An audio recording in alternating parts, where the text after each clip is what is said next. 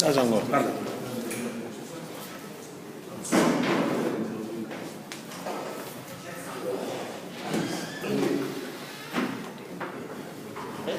Vous pouvez rester place ici.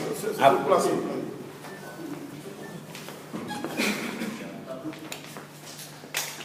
Allez-y. Excellence, Monsieur le Ministre, Excellence, Monsieur les membres du cabinet, mes chers consoeurs et confrères de la presse ici présents, je tiens tout d'abord à remercier Monsieur le Ministre qui vient de nous donner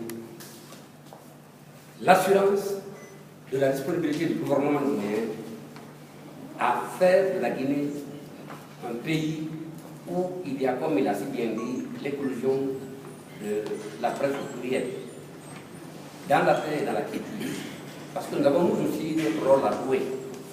J'interviens ici en tant que doyen comité du front commun des médias pour remercier vraiment, Monsieur le ministre, remercier tous ceux qui de près ou de loin, de façon anonyme ou de façon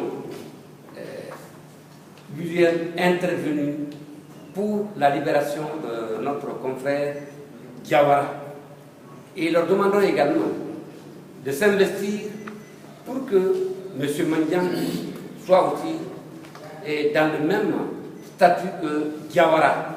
C'est vrai que demander cela ne veut pas dire que nous cautionnons le comportement de Mandiang, mais je vous parie que si Mandiang nous revenait aujourd'hui, il nous revient en prêtre, en vrai prêtre, parce qu'il deviendra conseiller. Le temps qu'il a mis dehors, le temps qu'il a mis sans sa famille, le temps qu'il a mis sans parler, je crois, l'a suffisamment conseillé. Donc, il revenait, il nous est facile de le gérer dans le cadre du respect de l'éthique et de la déontologie. Parce que c'est ça le problème. Monsieur le ministre, nous avons entendu votre appel. Nous ferons de notre mieux pour œuvrer dans le sens du respect de l'éthique et de la déontologie. Et nous vous demandons en même temps d'œuvrer de la même manière que vous avez œuvré pour Diawara, d'œuvrer pour nous faire récupérer Mandiang Sidibé. C'est vrai, il doit être certes en porte-à-faux avec la loi, mais nous voudrions saisir cette occasion-là pour vous demander de nous aider également, de continuer, de persévérer dans le combat-là, pour nous aider à récupérer.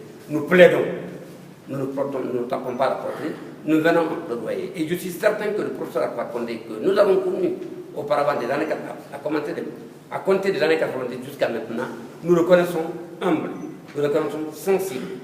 Et je suis persuadé que si vous continuez, il nous entendra et il acceptera ce que nous voulons. Et qu'il soit rassuré, dites-le lui, que nous ferons tout pour le respect de l'éthique et de la déontologie, afin d'instaurer un climat de paix et de sérénité dans notre pays. C'est ça notre rôle. Je vous remercie. Est-ce qu'il y a autre intervenant? Il y a autre intervenant? Bon, Monsieur le ministre, je voudrais donc vous remercier. Vous avez suivi les engagements pris par les journalistes. Les journalistes vous ont assuré qu'ils vont œuvrer dans le sens, n'est-ce pas, de la promotion de certaines valeurs. Et au nom de ces valeurs, l'éthique et la déontologie. Ça nous rassure parce que l'éthique et la déontologie, ce ne sont pas des normes imposées par les pouvoirs publics, mais ce sont des normes, justement, que les journalistes eux-mêmes ont inventées pour essayer de gérer les dérives que l'exercice de la profession, n'est-ce pas, entraîne sur l'intégrité physique ou, n'est-ce pas, la personnalité des tiers. Donc, que nous, eux, qu'ils prennent cet engagement, je pense que cela nous rassure. En tout cas, vous avez suivi le ministre de la Communication de son côté. Il a fait le pari, n'est-ce pas, de s'investir où les journalistes sont concernés. Et d'ailleurs, c'est sa mission principale, veiller à ce que, n'est-ce pas, la presse nationale, publique et privée se développe. Ça fait partie même de sa lettre de mission. Il ne me reste plus donc à vous remercier en son nom. Je pense que, comme il vous l'a promis, on aura quotidiennement des rencontres parce que cela s'inscrit justement dans sa dynamique de gestion, c'est-à-dire les rencontres périodiques et la gestion exclusive. Monsieur le ministre, si vous n'avez pas autre parole, je pense que vous le remerciez. Alors je vous remercie.